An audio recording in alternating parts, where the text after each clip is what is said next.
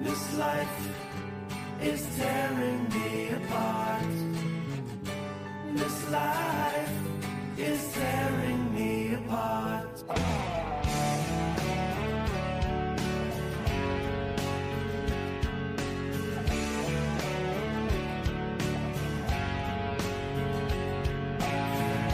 Remember when I was with you? Love was all we really knew. I saw the beauty in this world all around me.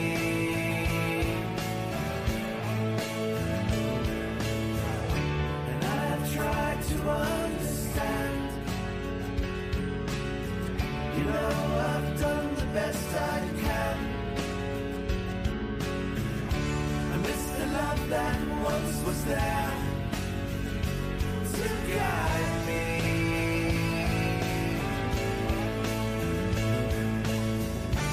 This life is tearing me apart. This life is tearing me apart. I didn't know it was nothing from the start. After all we've been through, where are you?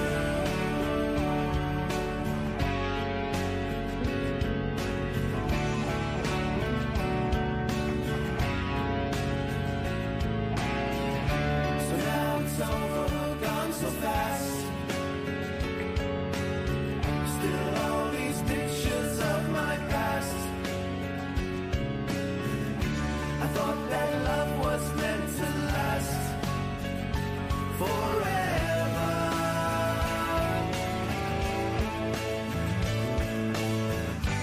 This life is tearing me apart. This life is tearing me apart. Should've known we'd never get that far. After all we've been through.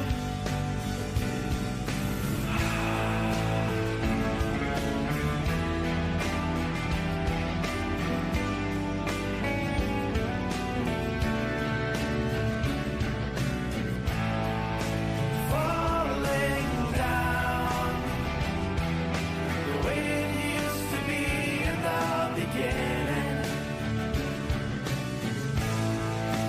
Falling down, no matter how many times you are forgiven. Falling down.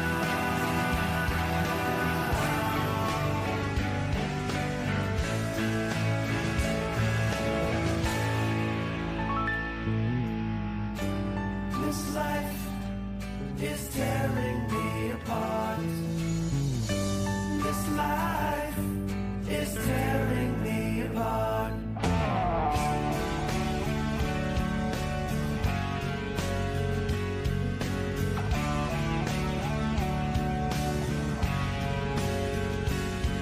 This life,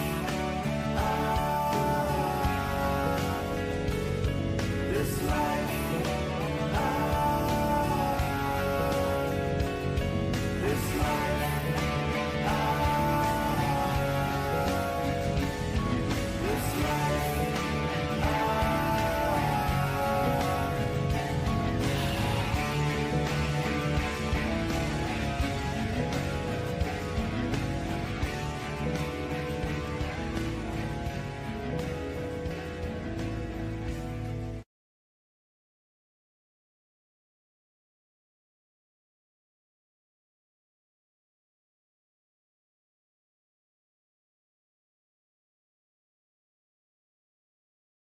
Oh yeah, Monty and the Pharaoh, #1 wrestling podcast. Yeah, when it comes to podcasts, they are the cream of the crop. Yeah, dig it? Yes, I will be riding high.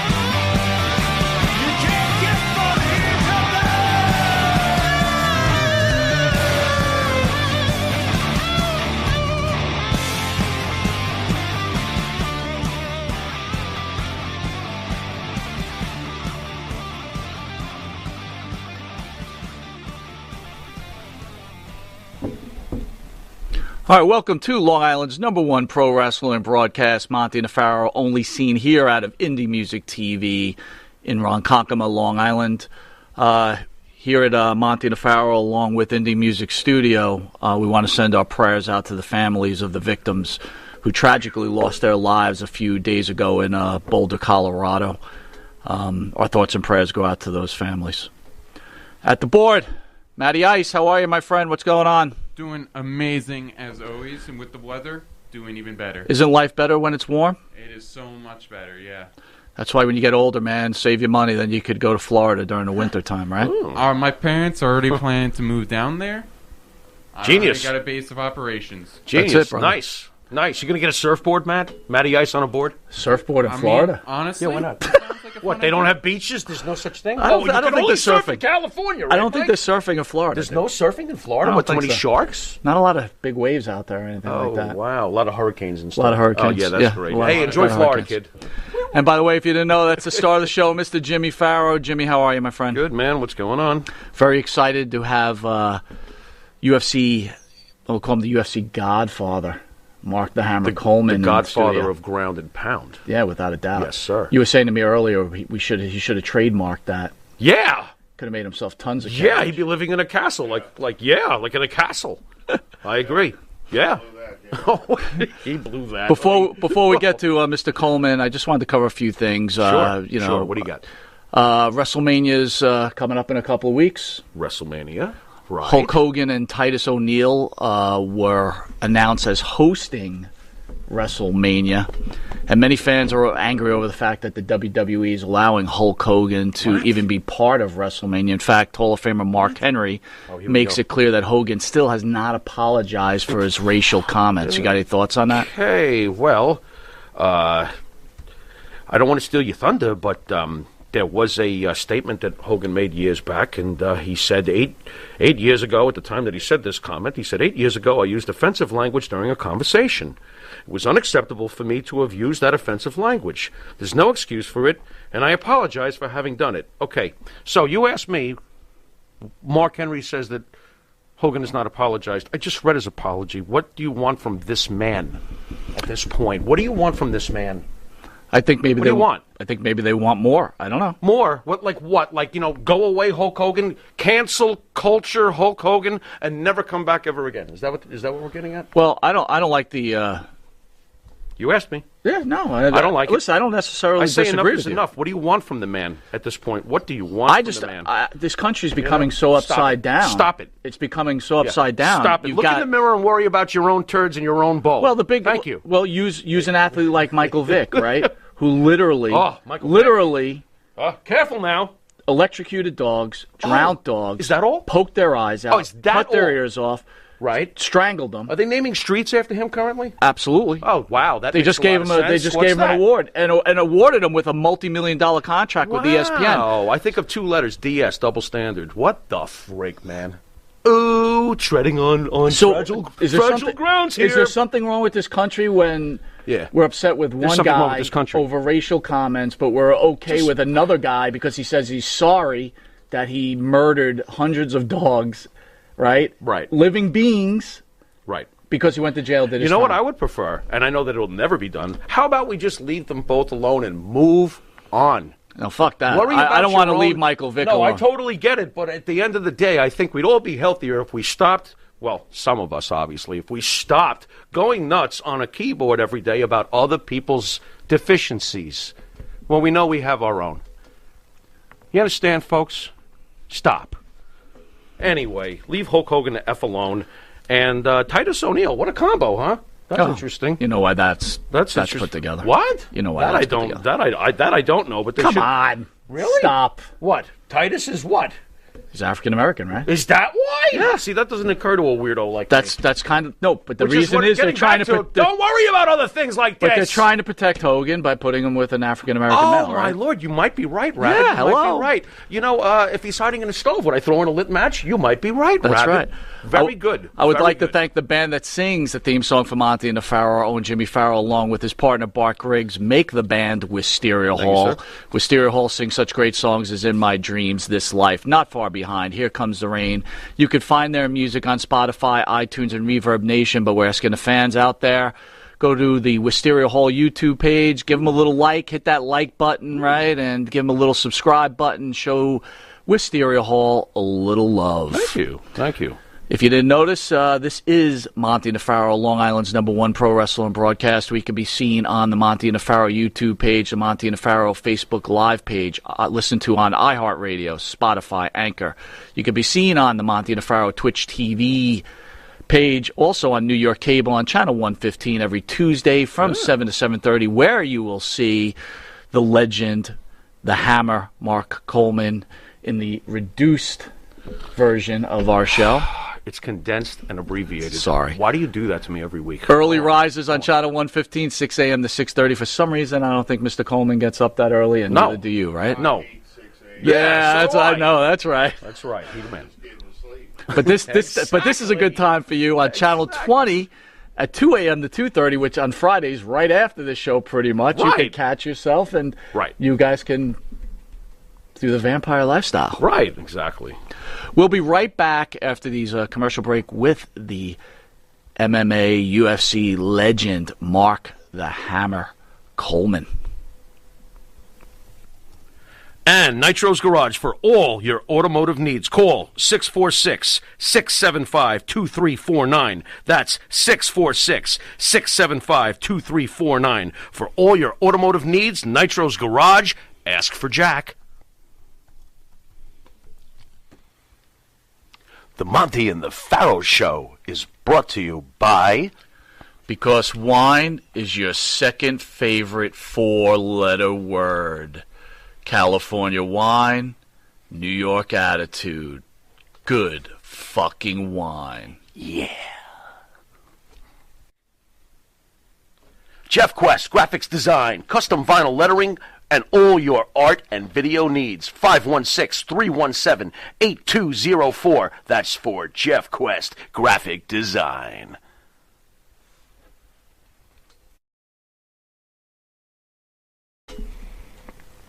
All right, welcome back to Long Island's #1 pro wrestling broadcast, Monty Nefaro, seen only here out of Indie Music TV in Ronkonkoma, Long Island. We are honored to have the legend, Mr. Mark the Hammer Coleman. Can we call you the godfather of UFC, sir? Just don't call me the grandfather. I get that all the time now. What? By the way, I am digging the beard. Yeah. I am digging it. Yeah. It looks good. It looks like good. that, Yeah. It looks good. And the shades, by the way. Yeah. The shades. Well represented. Shades and a cheap beard.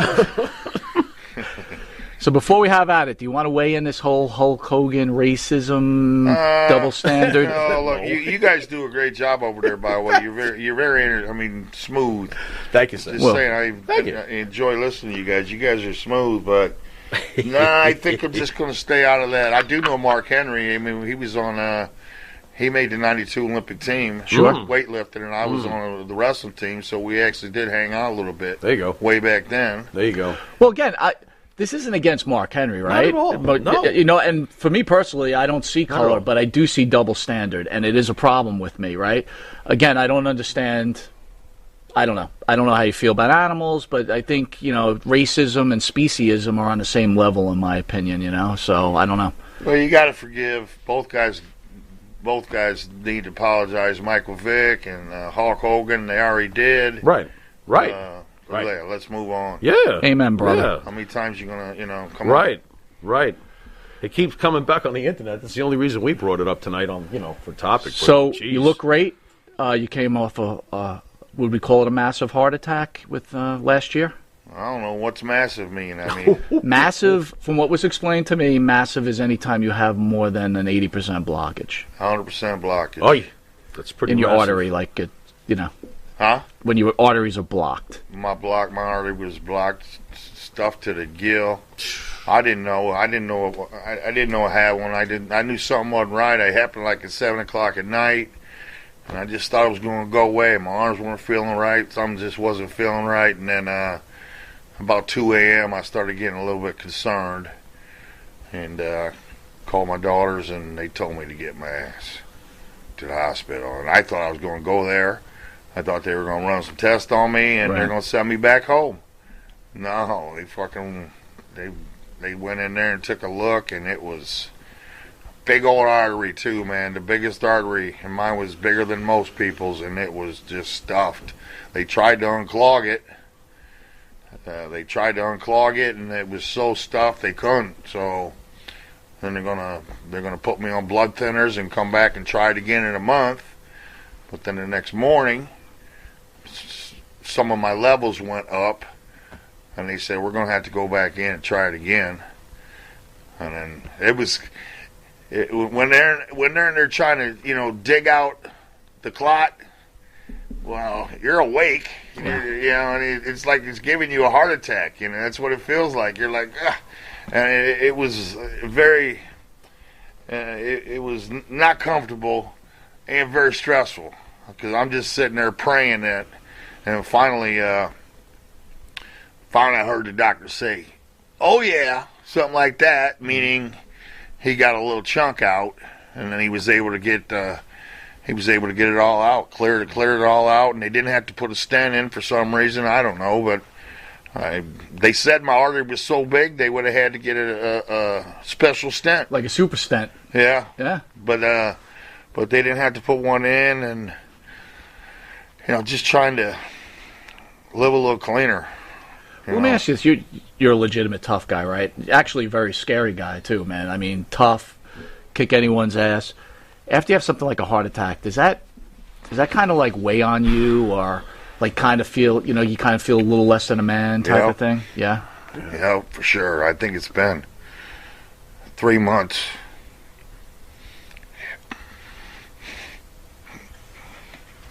Is it getting better? I would hope. I'm doing good. I'm doing great, but at the time, it's still in my head. Yeah, sure. I mean, it's in my head. Sure.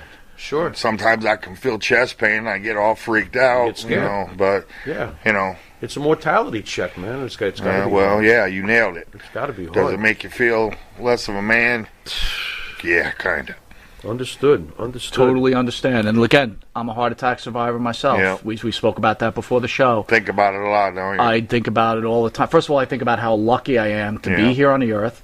And I will tell you on a personal level, obviously I didn't know you, but we pretty much had heart attacks at the same time. I was in the hospital and I was reading about you. Oddly enough. And, I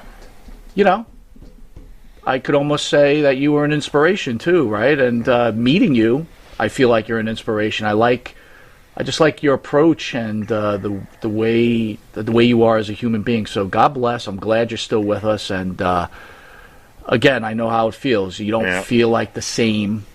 And we're scared. We're humans, right? We want to live.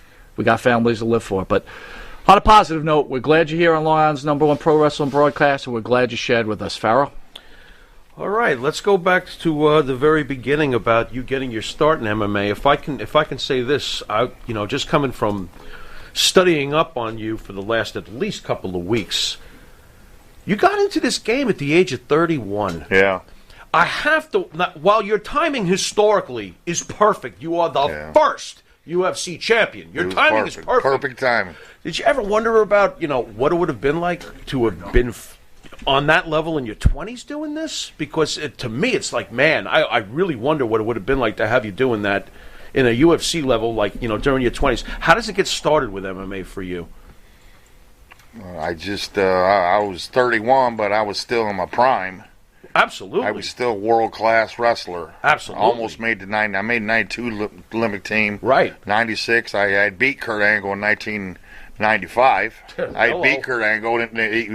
He was the world champion that year. Hello. I came out of retirement because my club told me, you got to wrestle, Coleman, or we ain't going to send you your check anymore. So I showed up at the Sunkist Open. I hadn't wrestled in like a year and a half. Kurt Angle was kind of taking over the weight class. Mark Kerr and Kurt Angle were battling out after I left.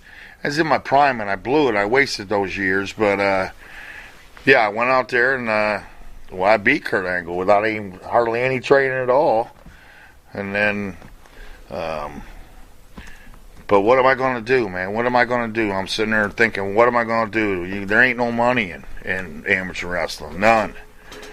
And then, sure enough, I caught the first UFC, and I was in shock, man. I couldn't believe it. I thought it had to be fake.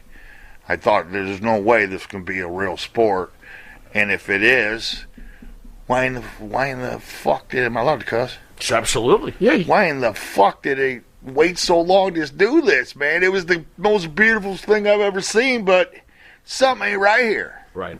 But why'd they wait so long to? I remember to though do when it? that first came out, where it was on paper. Remember the boxes and Yeah. Absolutely. Me and my wife were watching that. I think we were dating at the time, and I think the first match we ever saw was Severn, and I mean he pounded some guy like to death, and I was like, "What is this?"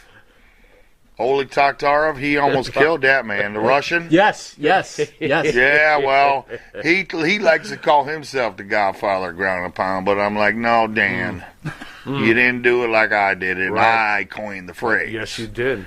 I'm Yes, going you to did. take his ass down. I'm going to pound the shit out of him. Fucking shit out of him. That's what I said. But my mom beep that out. Can you got a delay? You can beep out my cuss. We're not beeping out don't anything, but beep. only for cable television. We do a lot of work on that. Here so we'll comes the beep it. horn. We don't beep out shit. There you go. There you go. But no, I watched the first one, and then sure enough, it was real. Watched the second one, and I was just licking my chops, man, saying, this is me, this is my money, this is what I was born to do. I wish it was here when I was a 5-year-old kid. I'd have been training MMA for sure. 5 years old. Hey, 5 years old, I already knew what backyard. 5 years old, I already knew what the hell I wanted to do. There you go. I mean, I knew I wanted to be in the NFL. I wanted to be in the major leagues in baseball, and I wanted to be an Olympic champion. I wanted it all. I did not like to lose. I was not a good loser, but whenever I did lose, I just told myself, okay, I'm gonna get that motherfucker. I'm gonna get that fucker back. So it's funny you bring that up. year. It's almost like you're reading the script. So tell me about growing up. Tell me about your parents. Like, tell me what made the Hammer. I got the best parents in the world. They never.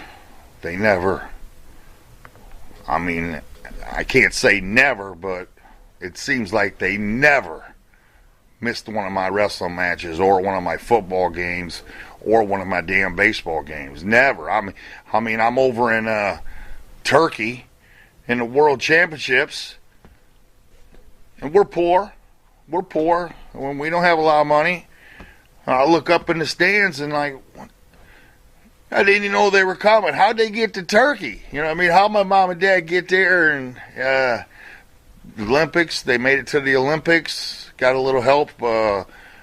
Some people did some fundraising, so my whole family was at the Olympics. They never missed a thing.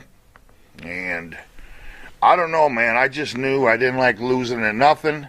I was a super shy little kid, and I knew I didn't like getting nobody. I didn't like bigger, older kids being able to bully me or pick on me, and I was going to get big enough and strong enough to whoop all their asses, and that's what I did, man. That's what I did. If there would have been MMA, I'd have been in it for sure.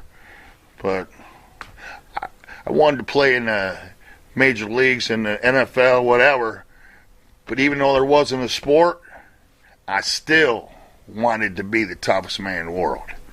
I didn't want to have to fucking back down from anybody. Well, I think you especially if I got myself a hot chick on my arm. Damn straight. But you accomplished that, my friend. You did it. You did accomplish that. All right, we'll be right back after this commercial break with UFC legend Mark the Hammer Coleman. You need a body shop? You need engine repair? Auto Excellence. Collision Specialists. 631-261-6420. That's 631-261-6420. Auto Excellence. Elm Logistics for all your logistic needs. Call 631-299-3595. That's 631-299-3595. Elm Global Logistics. Pride, performance, and partnerships. And APB, American Protection Bureau, voted #1 best on Long Island for all your security needs. Call 631-390-9050. That's 631-390-9050. APB. All right, welcome back to Long Island's #1 pro wrestling broadcast, Monty Nefaro, only seen here at Indie Music TV in Long Island, New York. We've got a special guest, the UFC legend, Mark the Hammer Coleman, in studio. All right, Hammer, I want to throw one by you. Let's go back to the very beginning. The very first champion in UFC heavyweight history is you. You defeat Dan Severn, if I'm not mistaken, by submission. One hell of a scarf neck choke, boy. Ow. Did you see that, by the way? Yes, Ow. I did. Hey, I'm going to tell you what, old Severn fought that pretty damn good because I was doing that on practice to people, and it didn't take me more than like 2 seconds. Lock it up, crank it, and they were tapping out. Old Severn, he fought that for he fought it for like a good, almost a minute, and I was damn near ready to let it go because I knew if I didn't get this, my arms were going to be trash. But then finally, old nice guy Dan Severn, I know it's on there pretty good. I can't believe he ain't tapping. You know what I mean? He's just tough dude, man. Already. Tough dude. I can't believe it. But he reached up and started poking me in the eyes. And when you're desperate, man, you do anything. Sure. He's a nice guy, but hey, man, there was no way out. He was done. And after he poked me in the eye and Big John slapped his hand off or whatever, he fucking called it a day. And he told me, he said, I wasn't choked out, Coleman. He said, I just thought I thought my neck was going to get separated from my body. Because I was fucking strong, man. I was so strong that night. I could have beat anybody that night, I think. There you go. I have to think that way. Look, I'm sure they're all tough. Every one of them that you probably stepped in the ring with, they're all tough guys, man. You can't be a UFC. Not everyone. Not everyone? Okay. No, I had a couple easy ones. Really? Yeah. Where would you rank Severn? Like, if you had to. He's up there, man. He's Top up there. But, penthouse, basically, tough? I fought a lot better. I fought like, I've fought over 10 world champions. Okay. Fedor twice, Shogun Rua, Randy Couture, Severn, Fry, Krokop. These are some fucking killers. Igor Volchanchin. But Severn, he didn't like to train. Really? I mean, he was 38 years old. Okay. So he was a little bit past his prime by then, you know what I mean? Gotcha. And he really wasn't a big fan of training that hard. He'll tell you himself. He had over 100 wins. I mean, pretty amazing what he did. Yeah. But he said, I get my training. Do you think he underestimated you that night, or he just... No, he just... I think he did train for me. Okay. He likes to exaggerate, but I think he did train for me that night. He just didn't... That's it, man. I was the better man. There you go. I was world class, and he's the only guy that I was out there, no gloves on. Everybody thought we were buddies. Everybody thought me and Sam were good buddies. We respected each other. We're both wrestlers, this and that, but good buddies is out the door once that cage locked. And it was only one fight that night. When you got 3 fights, you wear the gloves because you got to protect your hands. But one fight with Severn, I didn't wear no gloves, and everybody was saying, "Oh, they're good buddies, and they're not going to hit each other." Oh, hell no, man! I would have smashed the hell out of him if that's what it took. But he just gave me, whatever. The side choke was there, and I've been killing it. Back in warm-ups, I've been killing it, and there it was, and he was just he was tough, but like I said, he was 38, 39, and we're good friends. Me and Severn are real good friends. A lot of respect for each other. I don't think he put in. He didn't train like I did. I mean, he didn't train as hard as I did, and whatever. Did you realize at the time, becoming the first UFC heavyweight champion, did you realize at the time what this was going to turn into? This has turned into, that company is the WWE equivalent to fighting, to cage fighting. I mean, did you realize, or did it take some years before you realized, wait a minute, I'm the first one? No, I knew I needed that first one. I wanted that first one so bad. I knew at some point that was, you don't forget the first. But and then we as you know, we were in New York, and they shut us down. We loaded up the planes. They spent I don't know how much money, flew us all down to Alabama, and I was just like, God, I just need this fight to happen because I was so ready. Right. And I just needed to be the first. I knew how important it was. Right. To me, it was going to be important first, and can't say I knew it was going to get this big, but my personal thought was it's the greatest sport in the world. It should get this big, and it's going to keep getting bigger because it's worldwide. It's like soccer. Everybody can fight. American football is American football. They're huge, but these fighters are coming from wherever. I remember walking out after my first UFC 10. I won the tournament.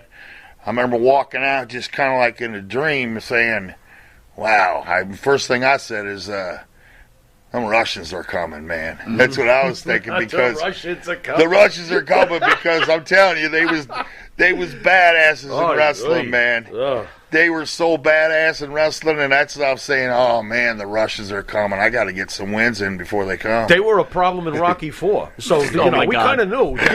We knew there was going to be a problem, Rocky. We kind of knew right from the beginning the Russians are going to be a problem, Mark, one way or the other. Mark Yard Ape 99, fan of the show, asks, "Are you still in contact with Tank Abbott and Don Fry?"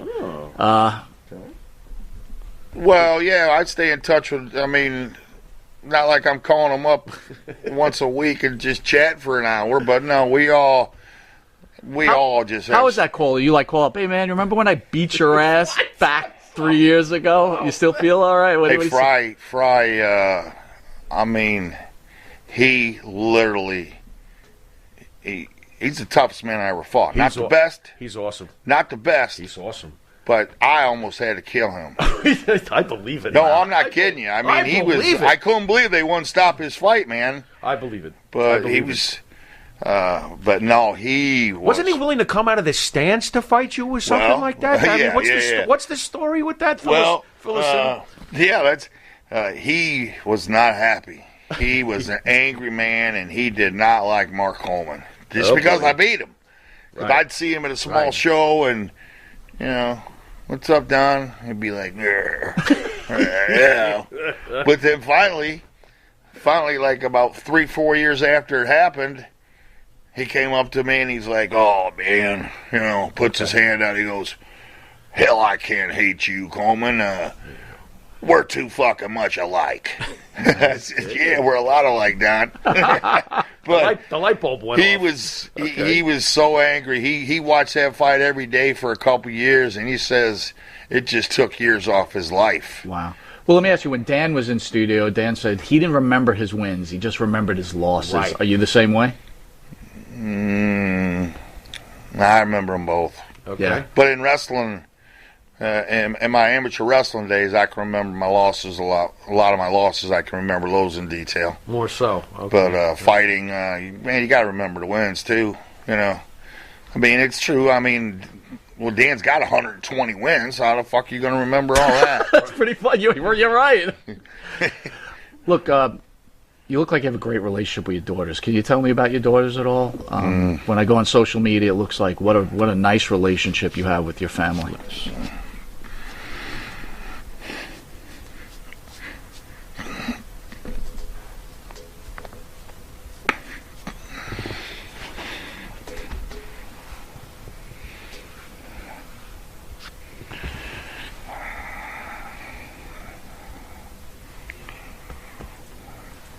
Three daughters, 21, 23, seniors in college, about to graduate, never been in trouble, just, the best, my life. But I got a 6-year-old from another woman, and it's kind of hard because not everybody's getting along. I mean, I'm trying to get along, but sometimes other people make it impossible to work it out. But I'm as close with my oldest 2 daughters as I've ever been. I mean, I'm sure she'll be calling me tonight. We talk every day. I see each other almost, as much as we can. But my 6-year-old's a little, she's a little sweetheart, a little beauty, and they're all talented.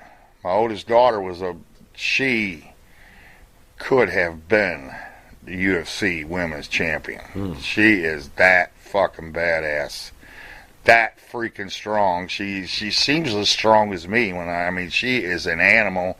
But then her sister, all-star shortstop, all-star point guard in basketball, very athletic. But the oldest one was a gymnast, national champion, level 10 gymnast. Now that's a brutal, brutal sport. I remember when she was about 7 years old, I was showing Rich Franklin's wife. I said, "Guys, used to show my daughter had it's the sickest six-pack you ever seen in your life."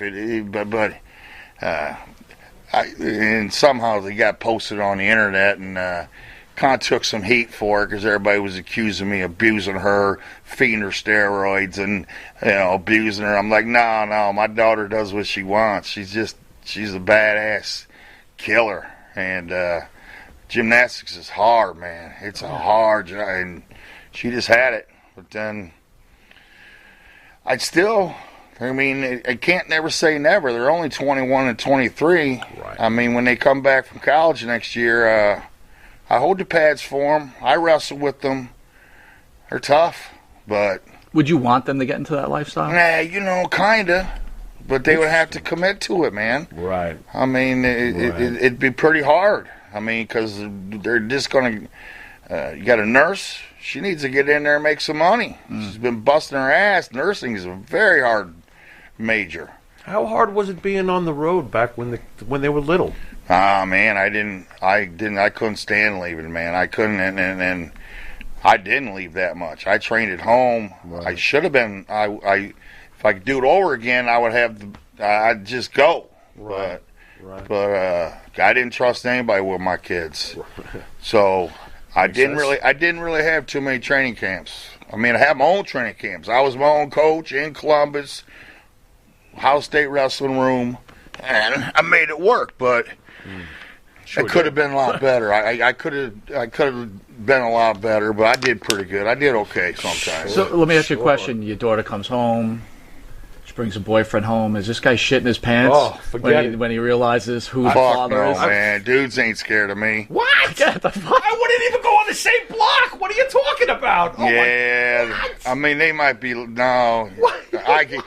If I don't be nice to... If they bring a dude around and I'm a prick, well, they just won't fucking bring him around. I have to be nice. I have to be nice to these guys. Yeah, but I'm not even the point of you being nice or not, but it's like they know who you are. It's like, oh shit, I got to go meet the man. It's like, maybe, I don't know. I suppose, but like I said, like I said, my daughter's made it clear to me. Don't embarrass me, Dad. Oh, my God. So they run the show. Dudes ain't afraid. You know what controls the brain. Yeah. Well, I don't know. I'm sorry. I'd be shitting a brick. Anyway, we'll be right back with the legend Mark Coleman in just a minute. Holy stick shift, Batman. M&J Video Games and Collectibles. Sport and non-sport cards, wrestling items, autographed items. We buy, sell, and trade. M&J Video Games and Collectibles, located at 1049 Queen Street, Southington, Connecticut. Call us at 1-860-479-9223 or 860-93-GAMES. M&J Video Games and Collectibles.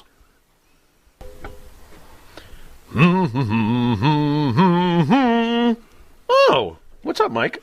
Hey, Jimmy, what's going on? Yeah, nothing much. Jimmy, I love this country. Oh. I love to buy Made in America material. And I love to buy my artwork at TAG, T-A-A-G, Made in America, 14 East Broadway, Port Jefferson, New York, 11717. The shop at the corner.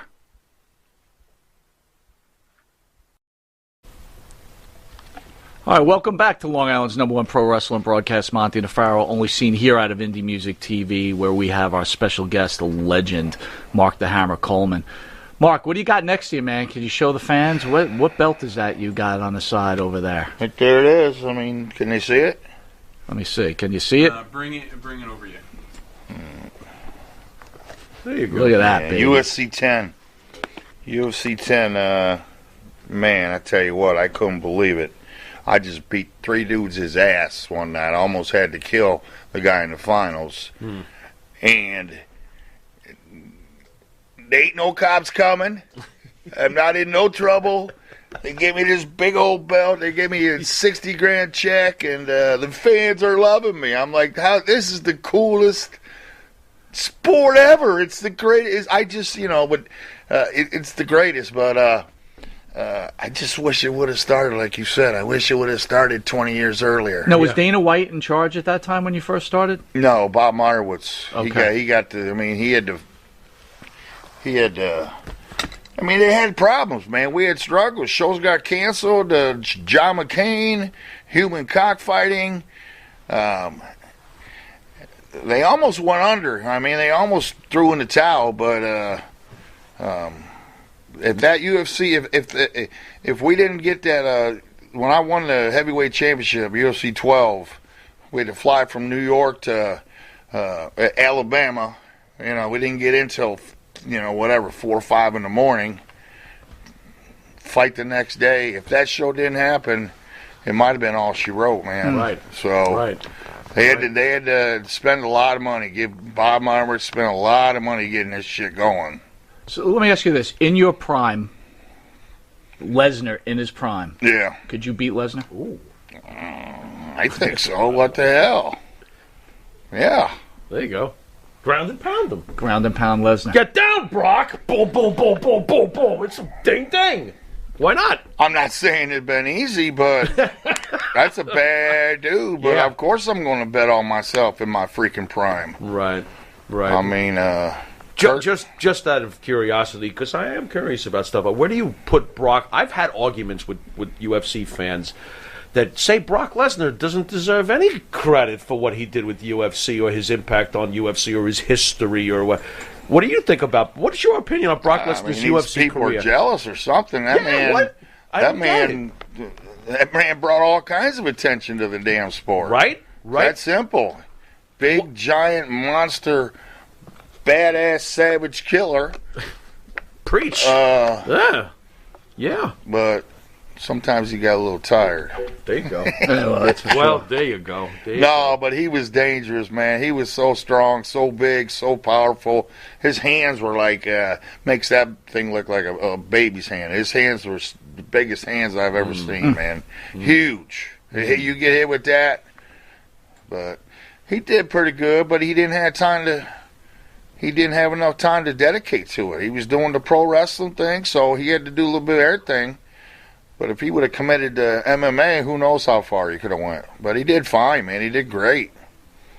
Is Fry the toughest man you've ever been in the ring Well, with? just I've been in the ring with 10 world champions. Right.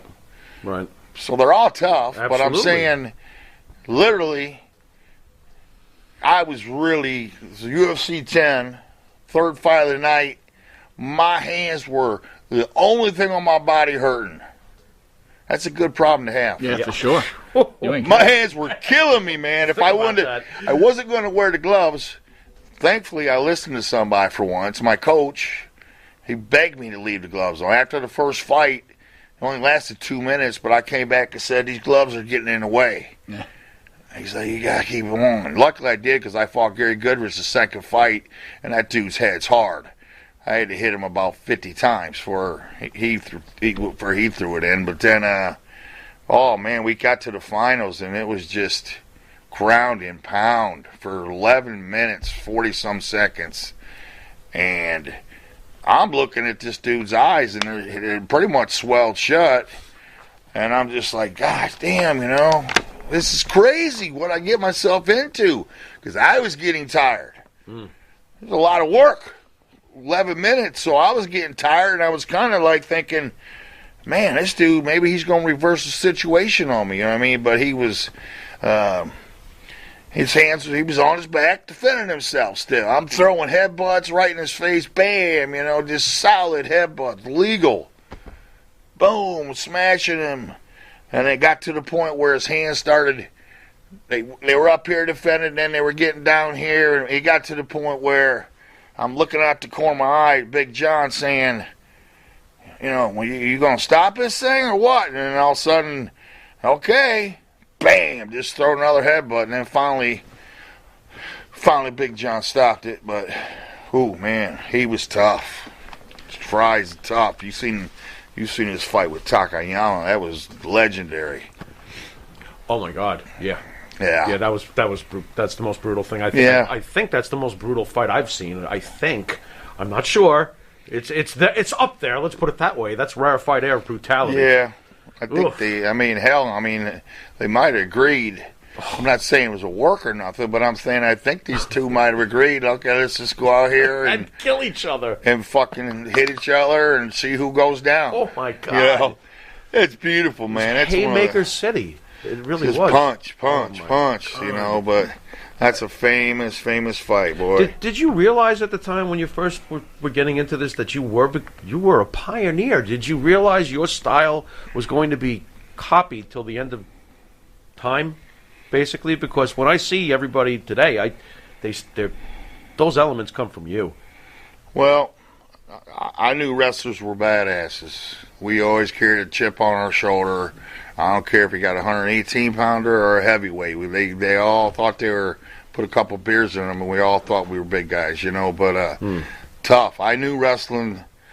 We were always jealous because there was a karate school in the corner of every freaking street, and we kind of knew that karate shit ain't gonna work, But they were getting all the attention, this and that. But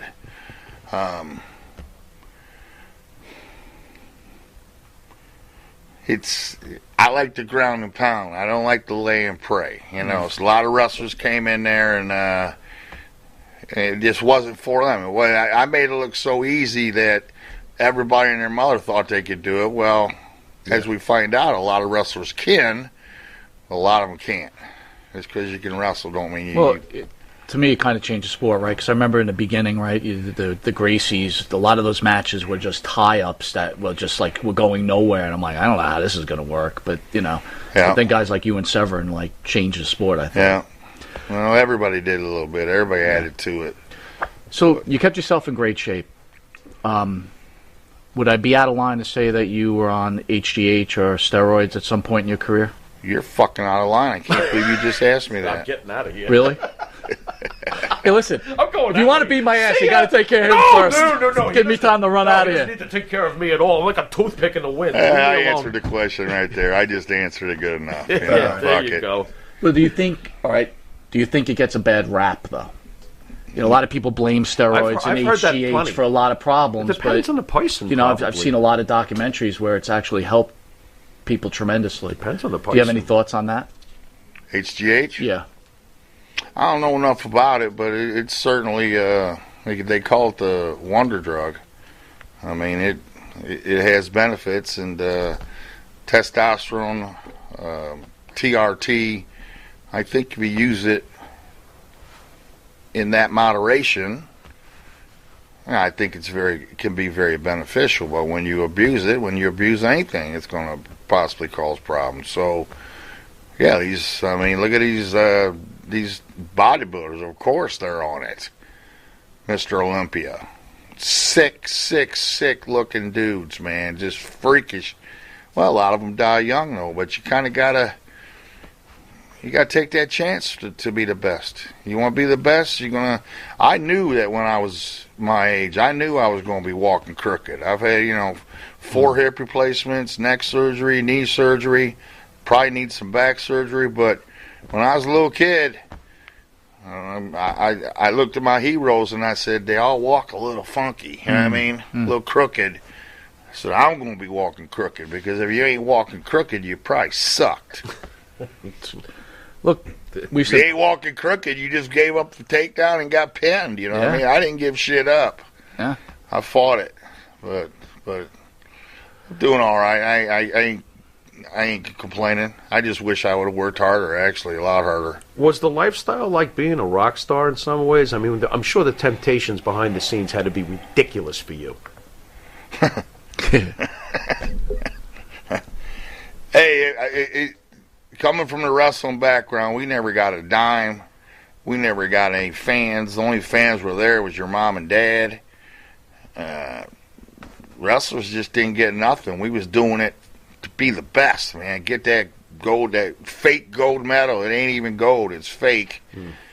We were doing it to be the best. So going from that to they're strapping a belt on me, handing me a $60,000 check, and everybody screaming praise. The cops didn't come. Yeah, I mean, it was pretty, yeah. I liked it. I ain't going to lie. I liked it. I wanted, my goal was to be the best in the world at something. I didn't quite make it in wrestling. I took second in the world, but it just left me a little bit empty-handed, and then I got my chance to be the best in the world at something with MMA. And, yeah, I mean, that was my dream. So needless to say, it's all worth it, right? Hell yeah. 100%. Fan out there asked, do you still have the title belt that Antonio Inoki gave you? Oh. No. They just gave that to me for show, but they took that bitch right back. I'd have loved to keep it. They took it right back, and then they came up to me like 6-8 months later. The Japanese came up to me and said, Coleman, do you have that belt still? I said, you guys took it back. They kind of, they lost it. Somebody stole it. That's great. Somebody lost it or somebody stole it, and they came up and they asked me if I still had it. I go, no, man, you guys took it off my waist as soon as I got backstage. But that was a cool belt. It was a nice little cool belt. You did some pro wrestling, of course. Yeah. We saw, Severin and Shamrock work for Vince. I'm just curious. Were you ever contacted by Vince? Yeah. What's the story behind that? How come I never blew saw it. you? You blew it. Yeah, okay. They knew I was a bad seed. I was. Did you get to go to the office at least? I mean, did you meet Vince? Never met Vince, but I met. What, Triple H? No, I met a lot of the pro wrestlers. Oh, okay. I mean, all of them. Steiner was one of my favorite. We were Scott Steiner. Scott Steiner. I don't think he was in too good with them back then.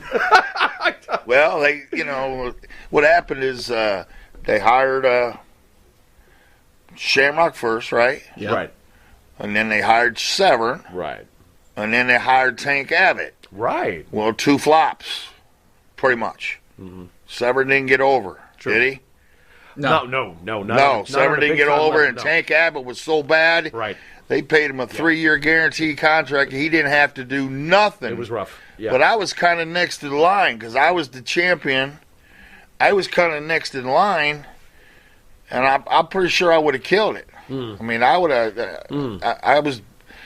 I think I was pretty good over in Japan. I mean, got the big pops. You know what I mean? But no. Just rumors about me liking to drink some booze too much and stuff like that. They seen me as and I did go to one of the shows, all drunked up, and so I kind of, like I said, I blew it. Where's Vince? They didn't give me I didn't get my chance, but right. I'm pretty sure I would have killed it. Right. I wanted to wrestle Kurt Angle so bad. God, that would have been hot. I don't know why it didn't happen in Japan. We could have did it over Japan. We would have went 25 minutes, and we would have beat the hell out of each other. Did you ever have any contact with Kurt during those days when you were wrestling? Hey, Kurt, got an idea here. Yeah. Hello.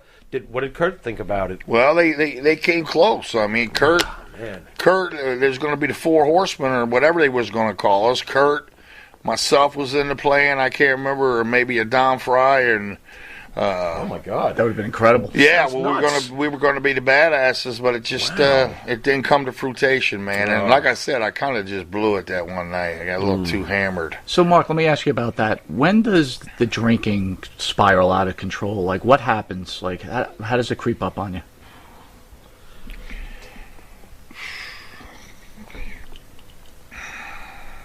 It creeps up on me. whatever that's worth. Mm-hmm. It knows how to creep. It's an evil drug, and it'll get you. Oh, yeah. It'll get you, and then it's hard to get off. Any drug out there. Sure. Any drug is hard to get off. Any addiction's really, really hard, but alcohol's hard, man. You know, you don't know how to function without it sometimes. You think you function better. I used to think I functioned a lot better when I was drunk. But then I watch myself on the interviews and I sound like an idiot. Felt good at the time, though, right? Huh? Felt good at the time, right? I thought I was good, but then I'd watch it and I'm like, oh, Jesus, man, you dumbass. But, so a lot of people say, Coleman got CTE.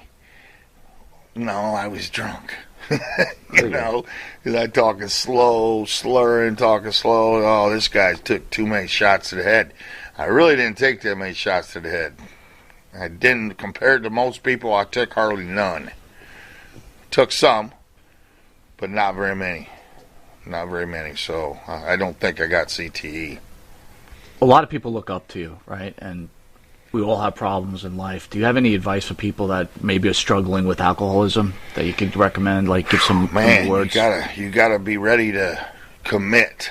I mean, you gotta be ready to commit to just not doing it. And yeah, you gotta get help. I mean, AA.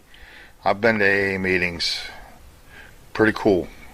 Pretty cool, and everybody's the same in there, man. We all got the same, and everybody's got the same stories and hiding beer, and everybody's done the same thing, you know. But you gotta dig deep. You gotta find hard, and you gotta have a reason to stop. And then you gotta do it, man. You just gotta do it, and it's gonna be tough because, who don't like to have a little buzz on every once in a while, you know? Absolutely. But it can, every once in a while, it can become every day, every night, every morning. Sure. You know, sure. It'll get you. So I battle it every day. I battle it every day. I'm an alcoholic, but I'm gonna keep fighting. Keep fighting. With that, we'll be right back after this commercial break with legend Mark the Hammer Coleman. Jimmy, I gotta take a dump. What? No, I mean I need a dumpster. Well, for all those needs, you need to call Big V Dumpster Rental, Long Island, New York, 631-900-DUMP.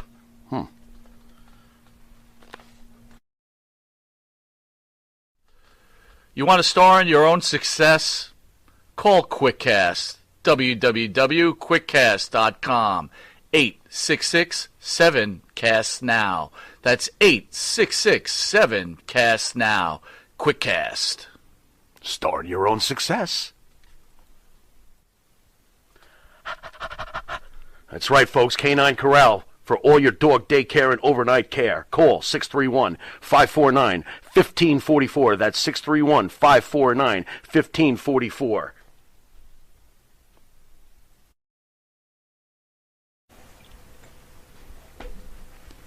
All right, welcome back to Long Island's #1 pro wrestling broadcast. Monty and the Pharaoh, seen only here out of Indie Music TV every Thursday from 9 till 10 p.m. and once in a while some Saturday shows, depending on if we have a special guest or not. Yeah. But right now we have a very special guest, the legend Mark the Hammer Coleman. All righty then. You know, this guy kind of irritates me, but I'm going to ask anyway.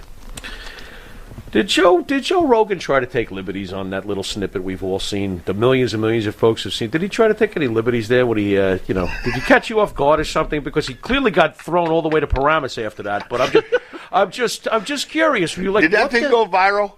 It's all over the place. I was like, it keeps popping back up, man. It keeps popping back up. It's all over. But it's like the guy. Look, I'm gonna be honest with you. I was looking for some attention. You know, I'm at his. Somebody brought this up. Coleman looking for attention, which so what? I was, but Right. yeah, he's signing autographs after his show, and I kind of just barged my way back there, and next thing you know, well, I had a bad hip, man. My hip was really fucking bad. I mean, it needed surgery, or it was popping out and shit like that, so it was kind of scary. But whatever. And I was drunk. Jesus Christ. Of course I was drunk. Oh, boy. But yeah, just whatever. Just, he's going to play around a little bit. But, yeah, he hit the arm drag on me, took my back. And, honestly, I was terrified about what's he going to do. I mean, is he going to try to fucking do something stupid? My hip's going to pop out? So I had to. I even called a timeout, and I said, wait. I don't want, just wait, because I don't want my fucking hip pulling out, because that's the worst pain that you could ever imagine. Right. Your hip, oh, God, you're in the most severe pain ever. They got to get you to the hospital, put you to sleep, and then they got to wheel that bitch back in, man. But I was sitting there saying, I even, he took my back. I said, timeout. I even called timeout, but then I realized, well, fuck timeout. I turned and faced him, and I honestly thought that I just gave him a fucking gentle shove, right. Which I don't think it was that hard. I mean, it was hard enough, but I think he was off balance, and it looked a lot worse than it was. Right. But then I do watch it in slow motion, and it looks like I shoved the fuck out of him. Now, was he upset with you at all, or? Well, if you watch it, you can see him when he gets up off the wall. You can see his face get real angry, real mean. But then all of a sudden, he looked right at me, and I'm like, oh.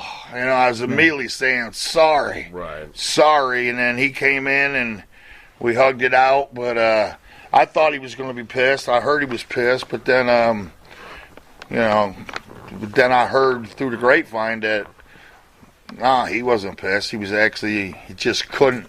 He said he couldn't believe how fucking strong Mark Coleman is. And I've had a lot of people say I'm the strongest man they've ever touched.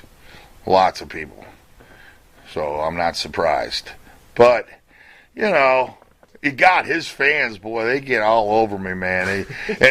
His fans, they think he could have kicked my ass. You know what I mean?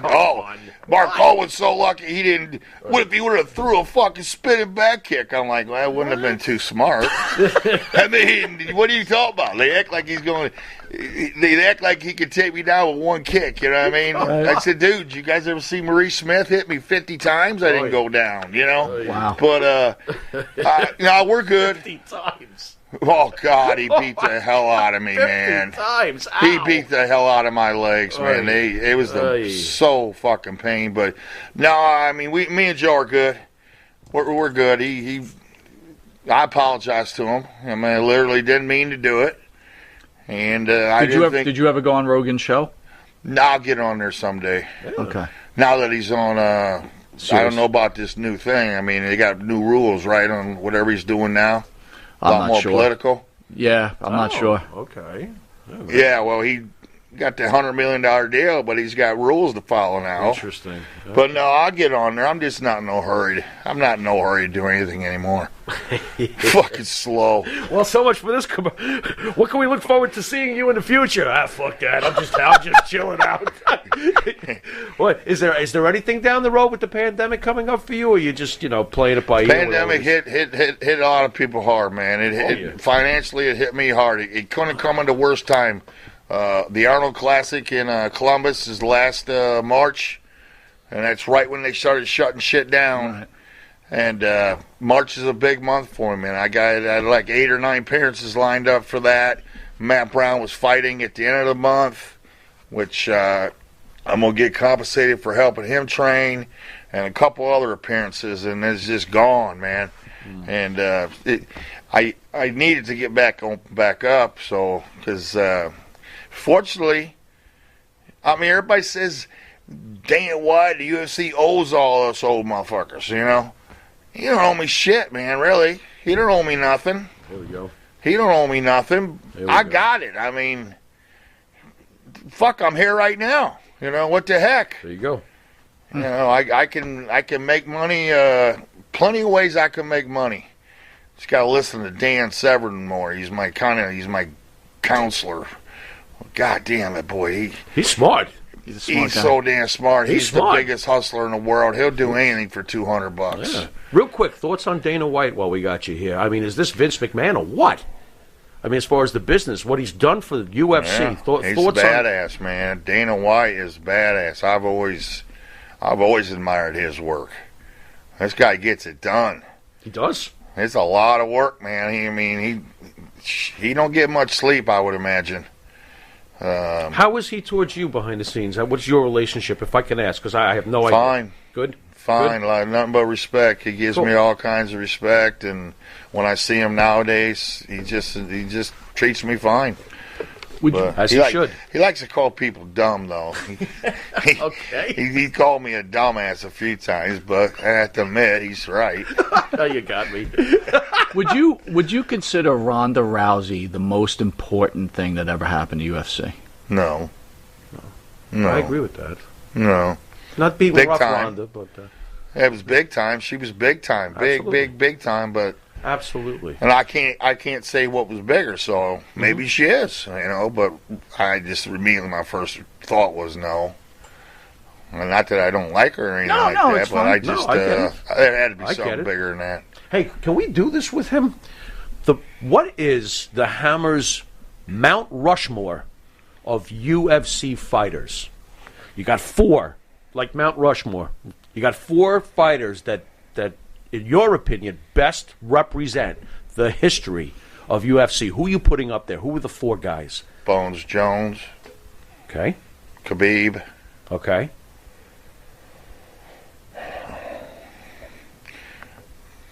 Kamaru Usman's got a little way to go, but that's a bad dude.